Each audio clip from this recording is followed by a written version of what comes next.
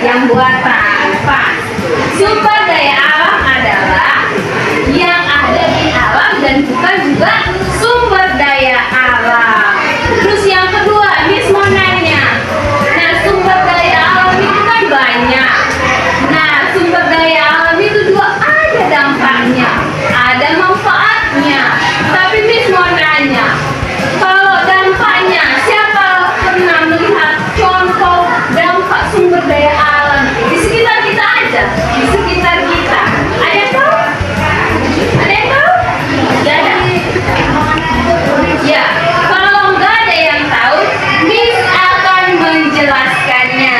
Tapi sebelum itu, dengarkan Miss dengan baik ya, karena Miss ada nanti yang namanya diskusi kelompok, dan juga Miss juga ada nanti pertanyaan atau pengulangan materi. Kalian nangkep nggak sejauh mana kalian memahami materi yang Miss ajarkan hari ini? Paham semuanya? Paham.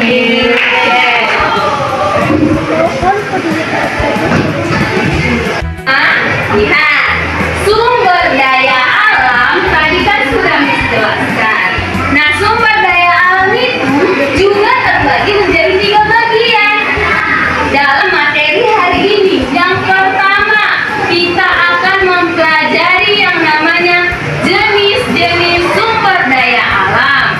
Yang kedua, dampak dan manfaatan sumber daya alam yang tidak bertanggung jawab.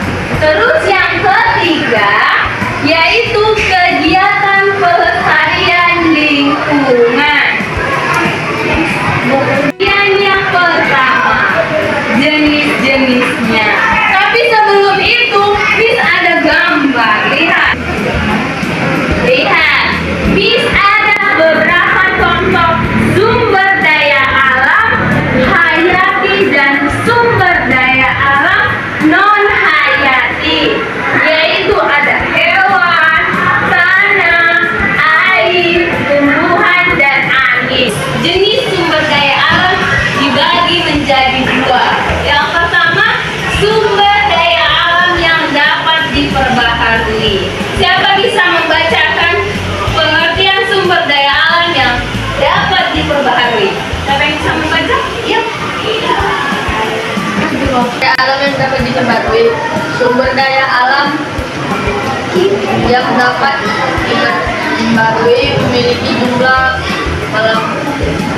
melimpah di alam dan dapat dihasilkan kembali oleh alam melalui kegiatan pelestarian sumber daya alam yang dapat diperbarui dikelompokkan menjadi 2. 1 sumber daya alam hayat dan non hayati.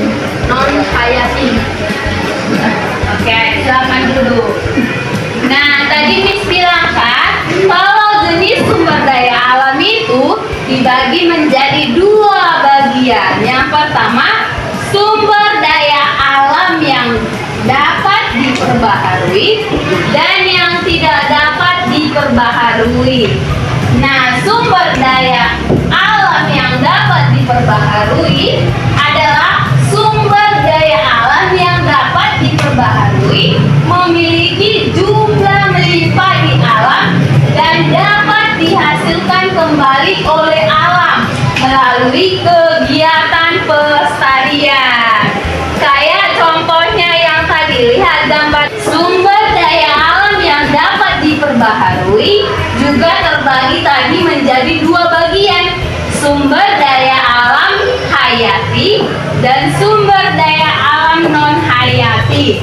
Lihat, sumber daya alam hayati adalah sumber daya alam yang berasal dari alam itu sendiri. Lihat, mana di sini yang merupakan contoh sumber daya alam yang berasal dari alam itu sendiri? Dari apa? Iya, tanah. Terus tumbuhan. Iya. Air. Lanjut. Angin. Hewan.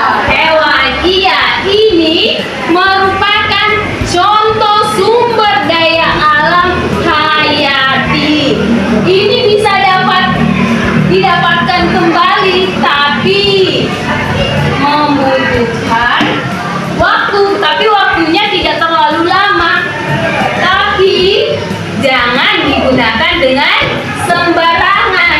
Kalau digunakan dengan sembarangan, bisa dia habis juga. Tapi juga harus dilestarikan. Nanti kalau misalnya lah, kalau tumbuhan terus dipakai, digunakan, terus ditebang pilih, bisa-bisa juga ada dampaknya, ya kan? Jadi sumber daya alam hayati ini harus digunakan baik-baik. Terus yang kedua, sumber daya alam non hayati. Sumber daya alam non hayati, ada yang tahu artinya? Non hayati ada? Enggak. Jadi apa? Ayo kuatkan suaranya.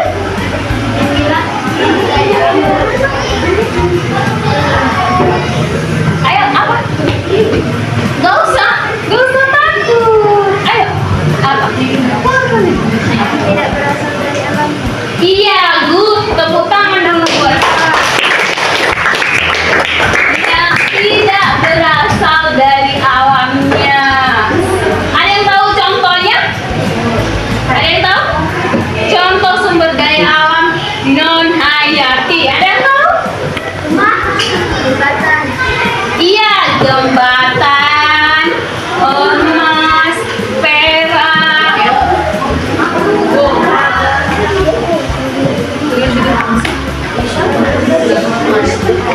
Ini ada pengertiannya.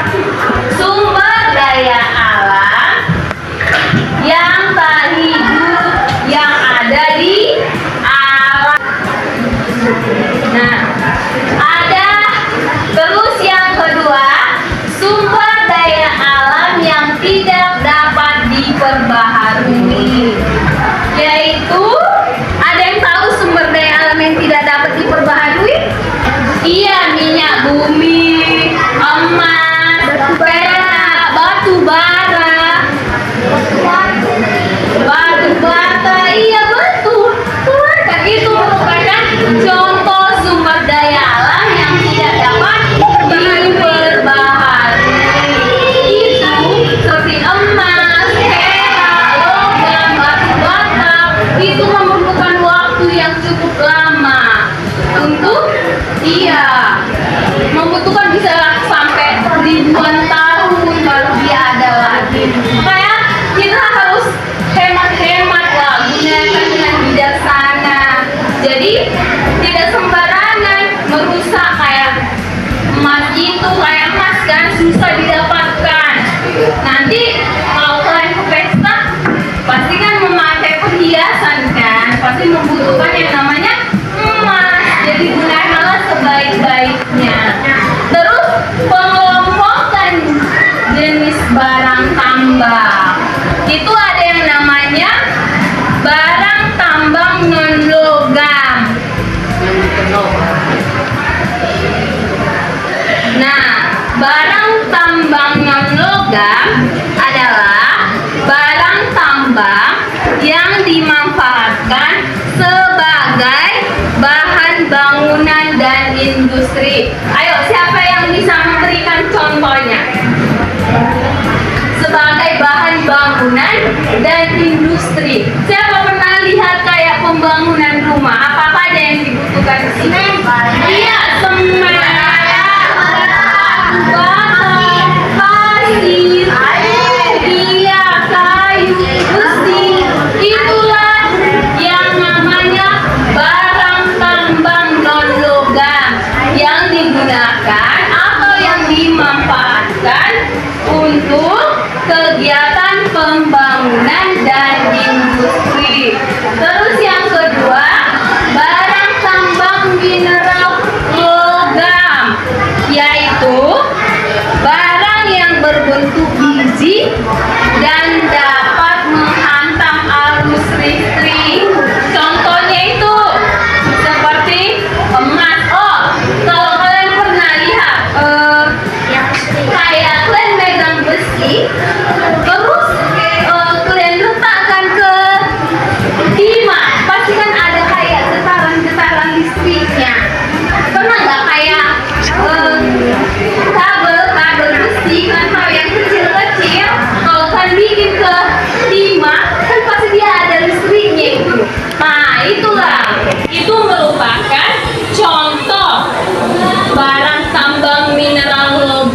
yang dapat menghasilkan arus listrik. Terus kalau kalian tahu baterai, ya kan? Baterai terus sama kawat kan? Kalau kalian sambungkan baterai jam sama kawat, dia bisa jadi arus listrik, dia bisa jadi lampu. Kalau kalian pernah uji coba, pernah? Nggak pernah ya? Di kampus Miss pernah, kemarin Miss praktek bikin lampu. Terus itu Miss disuruh bawa baterai jam, baterai yang agak ukuran sedang segini kayak baterai, terus Miss disuruh bawa kawat, terus Miss praktek lah di situ, terus bisa dia jadi lampu menyala.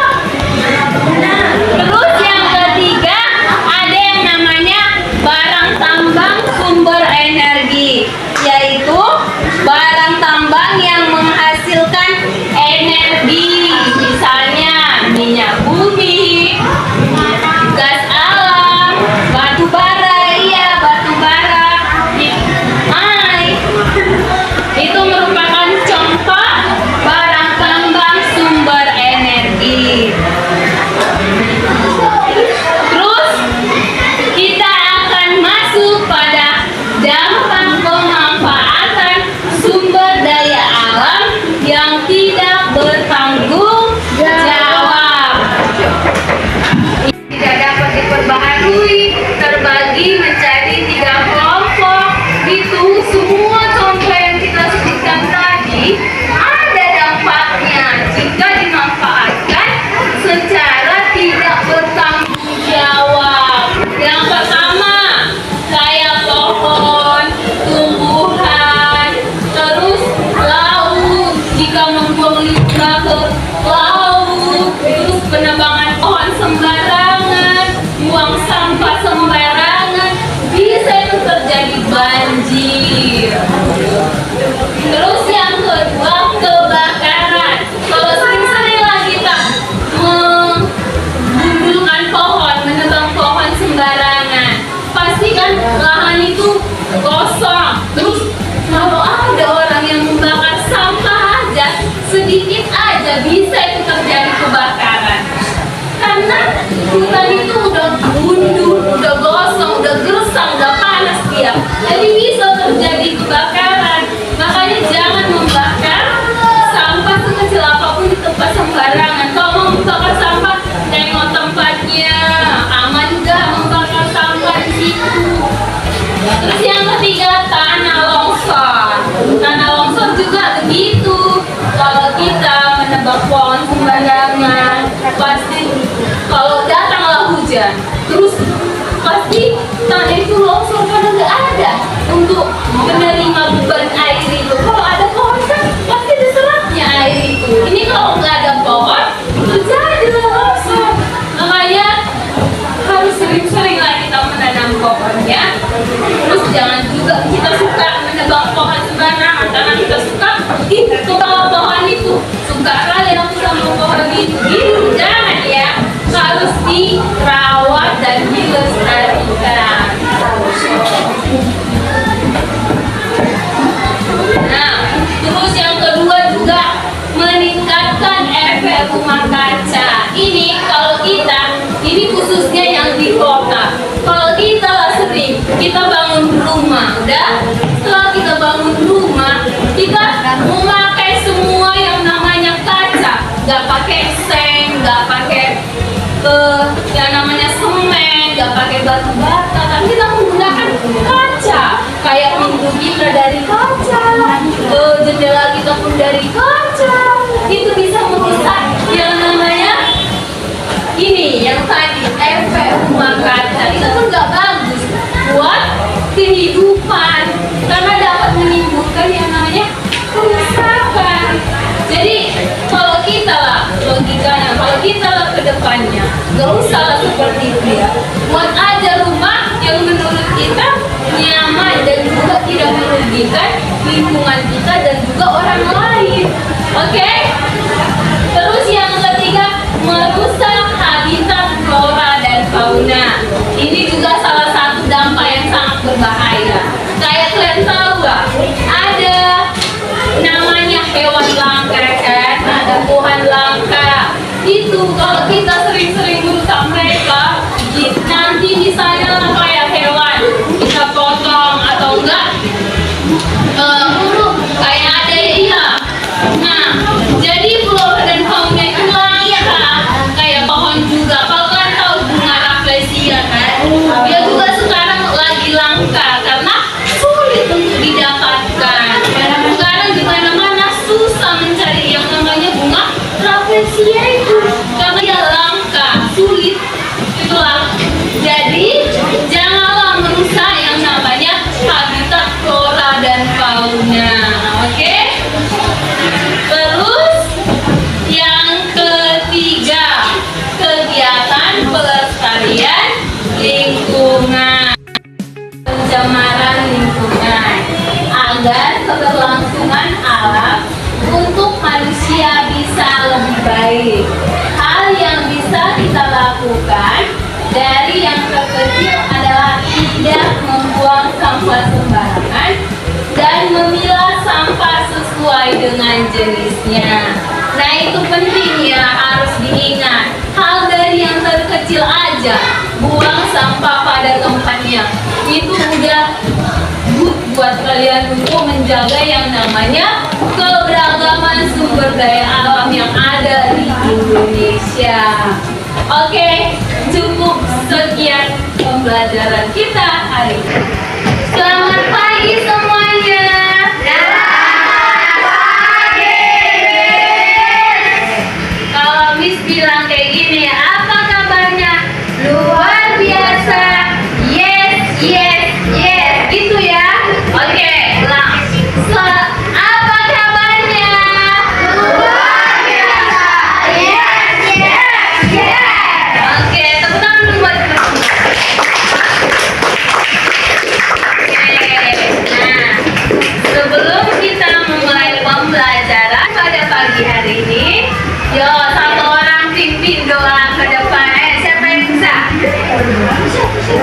Oh, begini ada makin asik.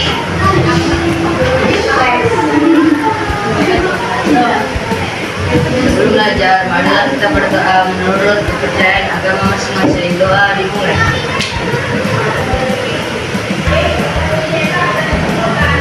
Doa selesai. Oke, soalnya gitu. Oke.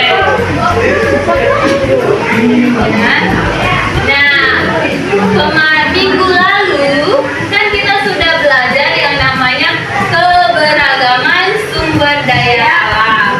Hari ini kita akan melakukan yang namanya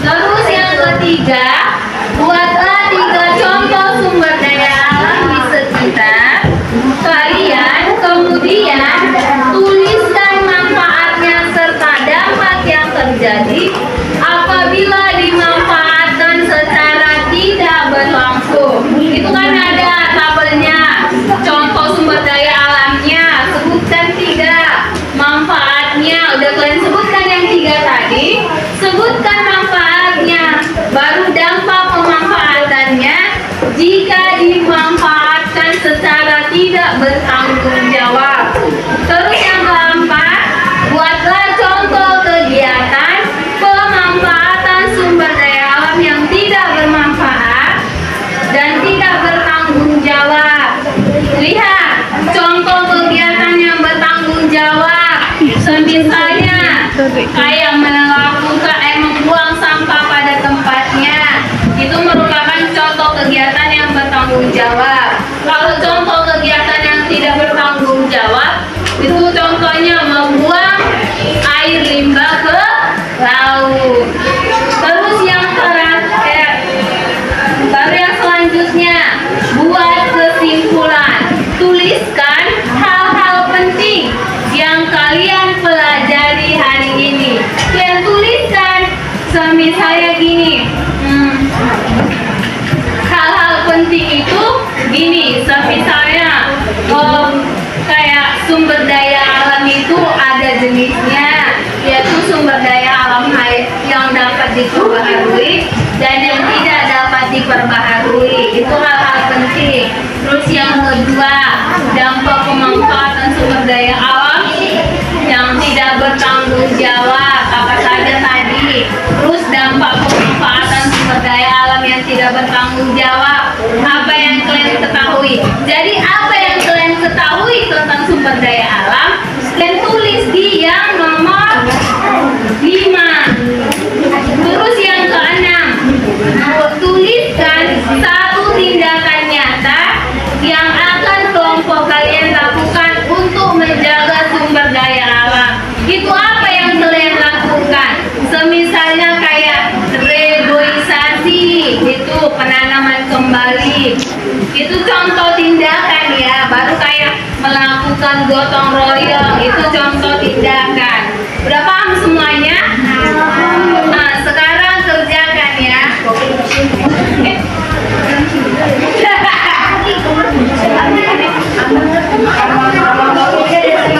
ini.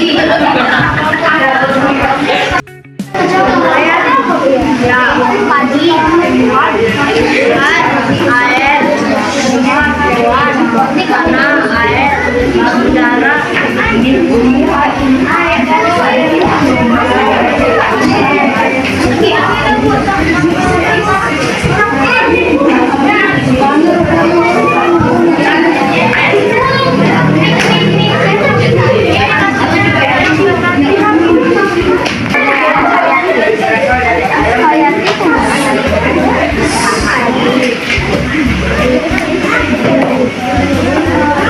Itulah kawannya.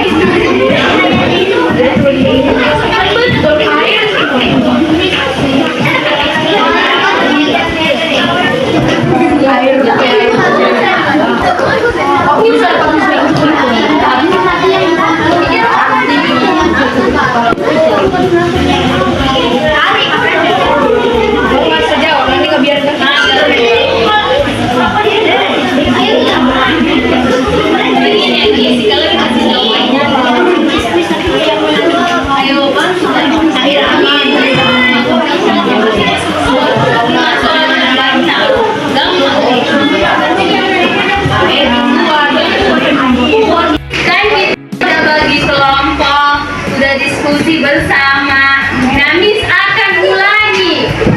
Lihat, Miss akan ulangi pertanyaan nomor 1 sampai nomor 6 dan jawabannya. Dengar.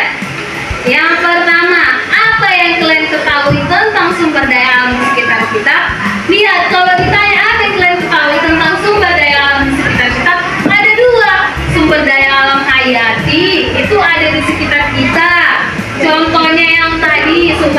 alam hayati itu yang berasal dari alam.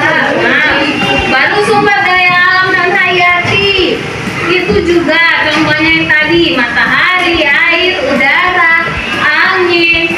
Terus yang kedua, amati gambar berikut. Contoh sumber daya alam hayati, ya ada air, tumbuhan, udara. Baru sumber daya alam non hayati, ya logam, batu bara. Sumber alam energi, ya ada minyak bumi, gas alam. Terus yang ketiga, sebutkan 3 contoh sumber daya alam di sekitar kalian. Nah, kalau dibilang di sekitar kalian, itu ada air, udara, hewan, makhluk hidup, banyak. Ada manusia juga, banyak. Terus manfaatnya kayak air untuk minum, cahaya matahari untuk menerangi. Terus yang keempat, buatlah contoh kegiatan pemanfaatan sumber daya alam yang bertanggung jawab. Yang bertanggung jawab yaitu yang pertama, membuang sampah pada tempatnya, melakukan reboisasi, melakukan banyak.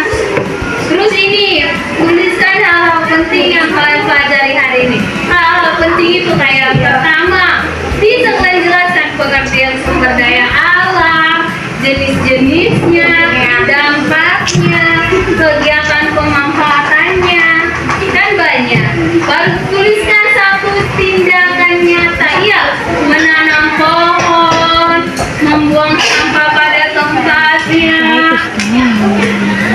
Itu adalah jawaban yang ada pada LKPD. Oke, karena kalian sudah menjawab semua pertanyaannya dengan betul, tepuk salut dulu kita ya, tepuk salut ya. Tepuk salut.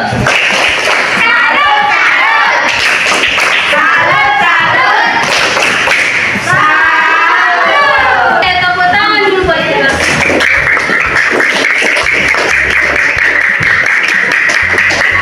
Sekian pembelajaran kita hari ini. Semoga apa yang kita pelajari hari ini diingat dengan baik ya, dilakukan dengan baik juga. Jangan diabaikan.